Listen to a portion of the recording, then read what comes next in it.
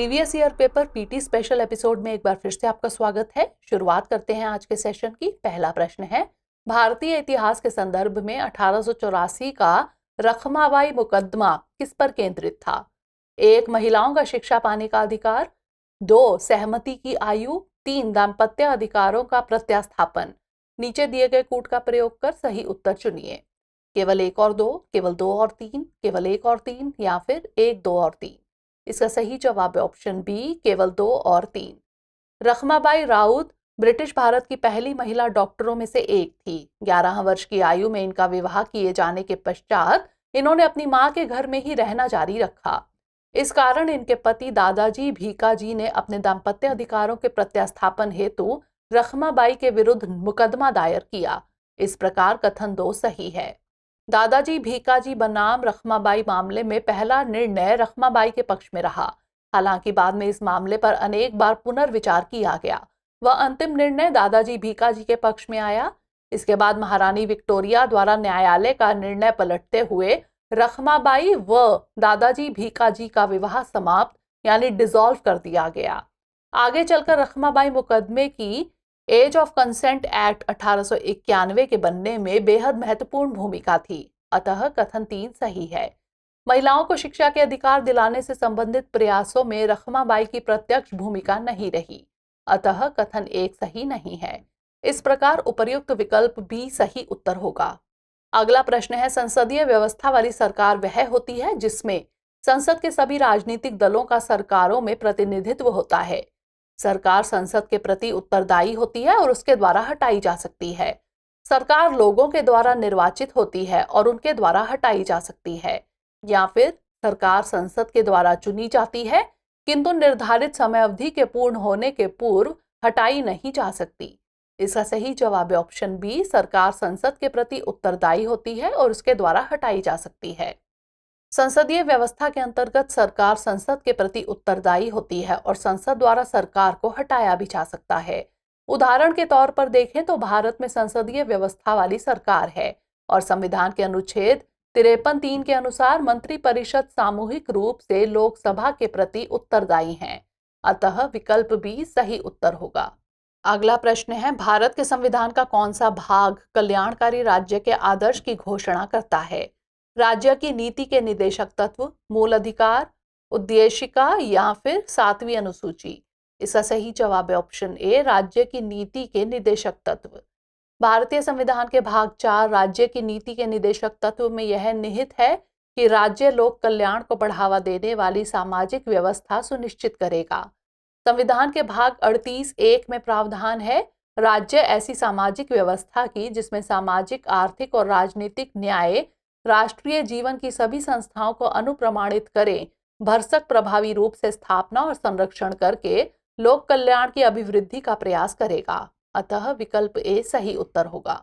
अगला प्रश्न है, निम्नलिखित कथनों पर विचार कीजिए। 1. भारत का संविधान अपने मूल ढांचे के संघवाद, पंथ निरपेक्षता, मूल अधिकारों तथा लोकतंत्र के रूप में परिभाषित करता है। 2. भारत का संविधान नागरिकों की स्वतंत्रता तथा उन आदर्शों जिन पर संविधान आधारित है की सुरक्षा हेतु न्यायिक पुनरावलोकन की व्यवस्था करता है। उपर्युक्त कथनों में से कौन सा यहाँ से सही है या फिर है?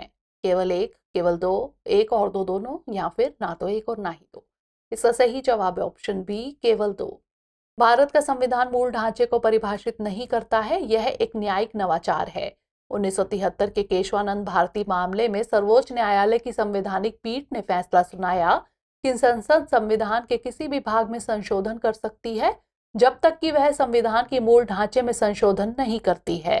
हालांकि अदालत ने मूल ढांचा शब्द को परिभाषित नहीं किया है और मूल ढांचे के अंतर्गत केवल कुछ सिद्धांतों को सूचीबद्ध किया है, जैसे संघवाद, धर्मनिरपेक्षता, लोकतंत्र। इसलिए कथन 1 सही नहीं है। संविधान के अनुच्छेद 13(2) के अनुसार राज्य ऐसी कोई विधि नहीं बनाएगा जो संविधान द्वारा प्रदत्त मौलिक अधिकार छीनती हो। यदि ऐसी कोई विधि बनाई भी जाती है तो वह मौलिक अधिकारों के उल्लंघन की मात्रा तक शून्य हो जाएगी। इस प्रकार नागरिकों की स्वतंत्रता व अधिकारों की रक्षा हेतु संविधान न्यायिक पुनरावलोकन की व्यवस्था करता है। अतः कथन 2 सही है। विकल्प बी सही उत्तर होगा। अगला प्रश्न है, भारत के संदर्भ में नौकरशाही का निम्नलिखित में से कौन सा उपयुक्त चरित्र चित्रण है? संसदीय लोकतंत्र की व्याप्ति को विस्तार देने वाला अभिकरण, संघीय ढांचे को सुदृढ़ करने वाला अभिकरण, राजनीतिक स्थायित्व और आर्थिक वृद्धि को सुलभ बनाने वाला अभिकरण, या फिर लोकनीति को कार्यान्वित करने वाला अभिकरण। इसका सही जवाब है ऑप्शन डी, लोकनीति को कार्यान्वित करने वाला अभिकरण। सामान्यतः नौकरशाही का आशय एक विशेषीकृत प्रणाली और एक संगठन के भीतर एक रूपता और नियंत्रण बनाए रखने के लिए डिजाइन की गई प्रक्रियाओं से माना जाता है। बड़े संगठनों या सरकारों में नौकरशाही बेहद आम है। लोकतांत्रिक व्यवस्था के विशिष्ट संदर्भ में यह नौकरशाही की जिम्मेदारी है कि वह सरकार की नीतियों को आगे बढ़ाएं और कार्यान्वित करें। अतः विकल्प डी सही उत्तर होगा। अगला प्रश्न है, भारत के संविधान की उद्देशिका संविधान का भाग है किंतु कोई विधिक प्रभाव नहीं रखती। संविधान का भाग नहीं है और कोई विधिक प्रभाव भी नहीं रखती। संविधान का भाग है और वैसा ही विधिक प्रभाव रखती है जैसा कि उसका कोई अन्य भाग, या फिर संविधान का भाग है किंतु उसके अन्य भागों से स्वतंत्र होकर उसका कोई विधिक प्रभाव नहीं है। इसका सही जवाब है ऑप्शन डी, संविधान का भाग है किंतु उसके अन्य भागों से स्वतंत्र होकर उसका कोई विधिक प्रभाव नहीं है। 1973 के केशवानंद भारती मामले में सर्वोच्च न्यायालय ने यह स्पष्ट किया है कि संविधान की प्रस्तावना को संविधान का हिस्सा माना जाएगा। न्यायालय ने यह भी कहा कि प्रस्तावना का सामान्यतः कोई विधिक प्रभाव नहीं है, परंतु संविधान के अन्य भागों की व्याख्या करने के लिए प्रस्तावना की सहायता ली जा सकती है। चूंकि संविधान के अन्य भागों का विधिक प्रभाव है, इसलिए उनकी प्रस्तावना से जोड़कर व्याख्या की जाने पर प्रस्तावना का विधिक प्रभाव होगा। हालांकि संविधान के अन्य भागों से स्वतंत्र प्रस्तावना का कोई विधिक प्रभाव नहीं है। इस आधार पर विकल्प डी सही उत्तर होगा। अगला प्रश्न है, भारत के संविधान के भाग 4 में अंतर्विष्ट प्रावधानों के संदर्भ में निम्नलिखित कथनों में से कौन सा यहाँ से सही है या फिर है? 1, वे न्यायालयों द्वारा प्रवर्तनीय होंगे। 2, वे किसी भी न्यायालय द्वारा प्रवर्तनीय नहीं होंगे। 3, इस भाग में अधिकथित सिद्धांत राज्य के द्वारा कानून बनाने को प्रभावित करेंगे। नीचे दिए गए कूट का प्रयोग कर सही उत्तर चुनिए। केवल 1, केवल 2, 1 और 3, या फिर केवल 2 और 3। इसका सही जवाब है ऑप्शन डी, केवल 2 और 3। संविधान के भाग 4 अनुच्छेद 36 से 51 तक राज्य की नीति के निदेशक तत्वों के संबंध में चर्चा की गई है।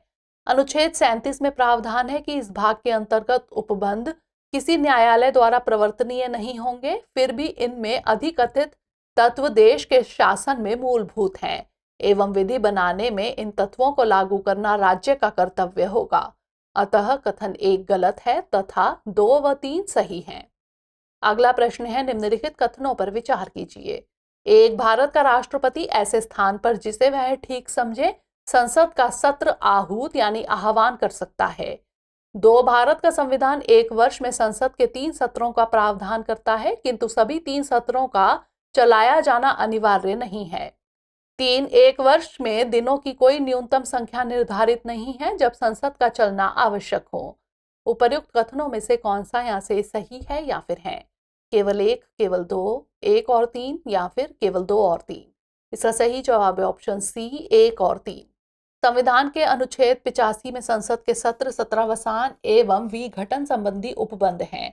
इस अनुच्छेद के अनुसार राष्ट्रपति समय समय पर संसद के प्रत्येक सदन को ऐसे समय एवं स्थान पर जो वह ठीक समझे अधिवेशन के लिए आहूत कर सकता है। अतः कथन 1 सही है। सामान्यतः 1 वर्ष में संसद के 3 सत्र होते हैं। बजट सत्र फरवरी से मई, मॉनसून सत्र जुलाई से सितंबर एवं शीतकालीन सत्र नवंबर से दिसंबर। किंतु संविधान में यह उपबंध नहीं है कि 1 वर्ष में संसद के 3 सत्र होंगे। अतः कथन 2 सही नहीं है।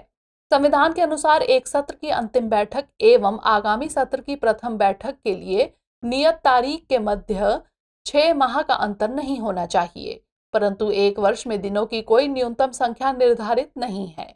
अतः कथन 3 सही है। अगला प्रश्न है, निम्नलिखित कथनों पर विचार कीजिए। 1, आधार मेटा डेटा को 3 महीने से अधिक संग्रहित नहीं रखा जा सकता है। 2, राज्य निजी निगमों यानी कॉरपोरेशन से आधार डेटा को साझा करने के लिए कोई अनुबंध नहीं कर सकता। 3, आधार बीमा उत्पादों को प्राप्त करने के लिए अनिवार्य है। 4, आधार भारत की संचित निधि से हित लाभ प्राप्त करने के लिए अनिवार्य है। उपर्युक्त कथनों में से कौन सा यहाँ से सही है या फिर है? केवल 1 और 4, केवल 2 और 4, केवल 3 या फिर केवल 1, 2 और 3? इसका सही जवाब है ऑप्शन बी, केवल 2 और 4।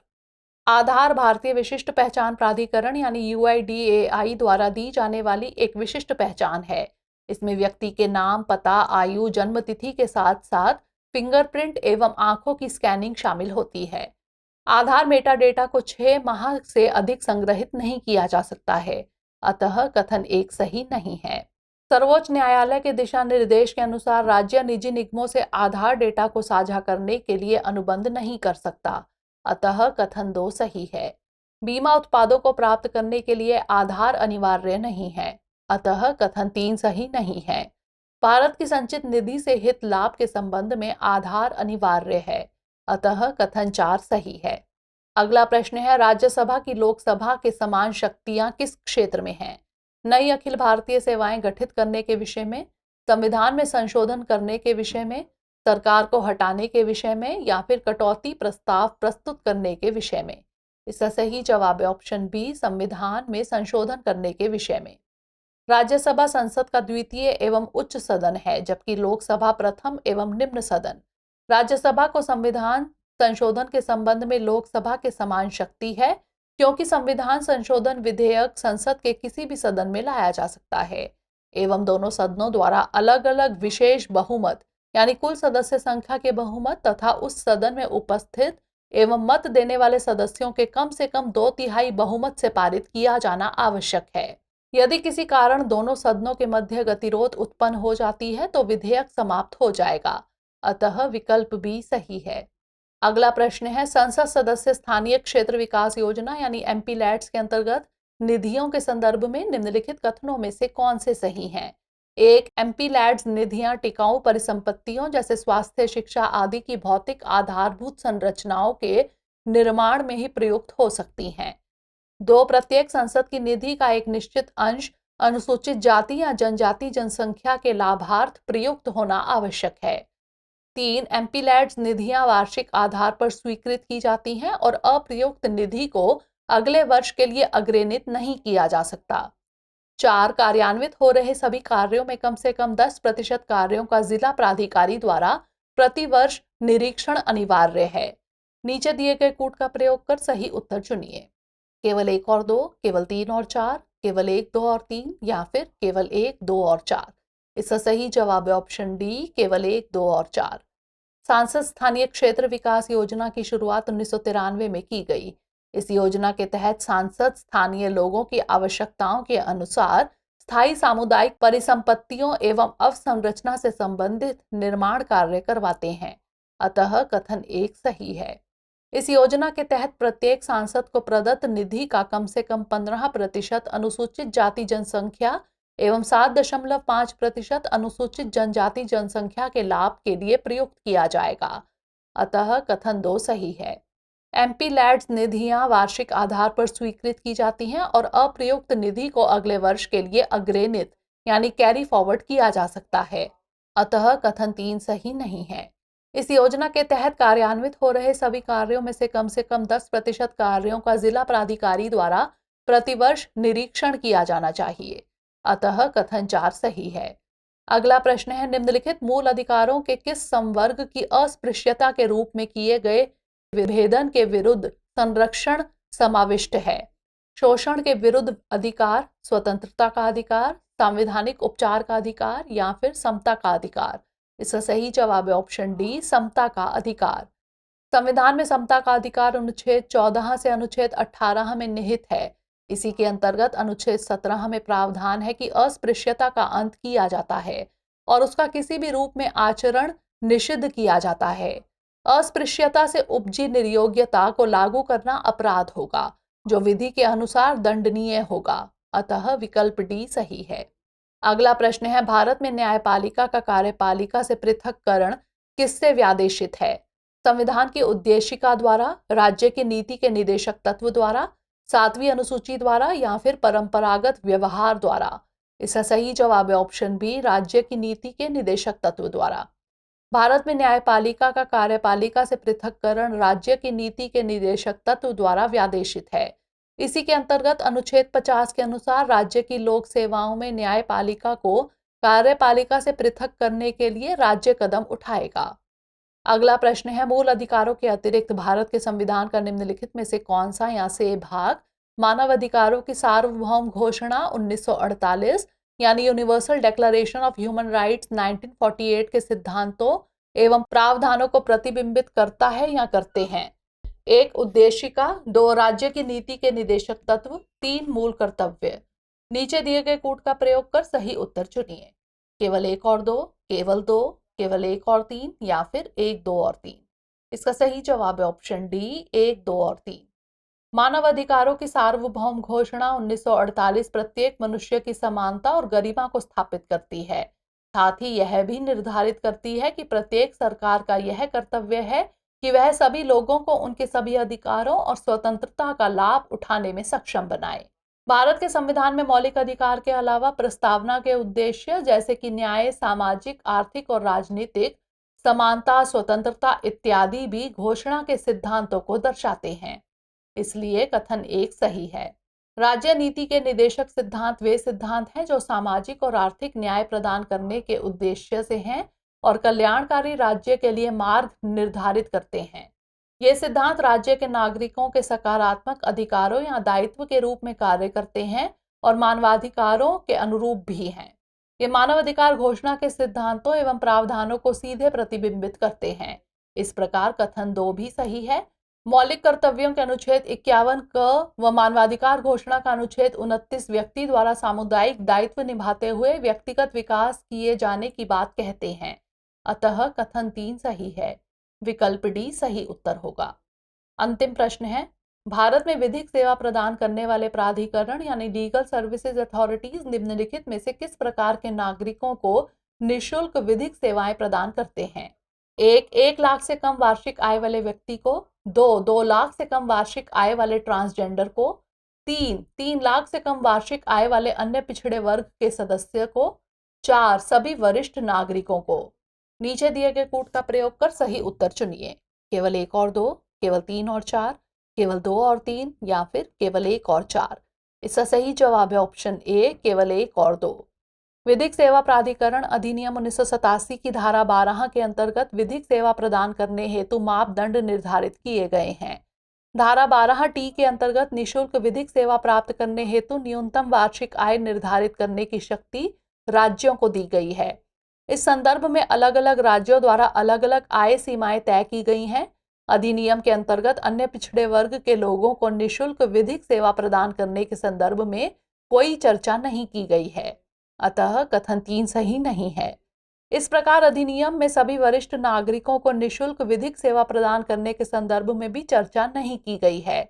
हालांकि दिल्ली में 2 लाख से कम आय वाले वरिष्ठ नागरिकों को यह सुविधा प्रदान की जाती है, परंतु यहाँ भी सभी वरिष्ठ नागरिकों को यह सुविधा उपलब्ध नहीं है। अतः कथन 4 सही नहीं है।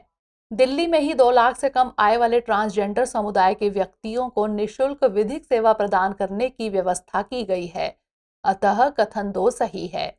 इस प्रकार उपलब्ध विकल्पों के आधार पर विकल्प ए सही उत्तर होगा। तो आज के सेशन में इतना ही। मिलेंगे अगले सेशन में नए प्रश्नों के साथ। तब तक के लिए धन्यवाद।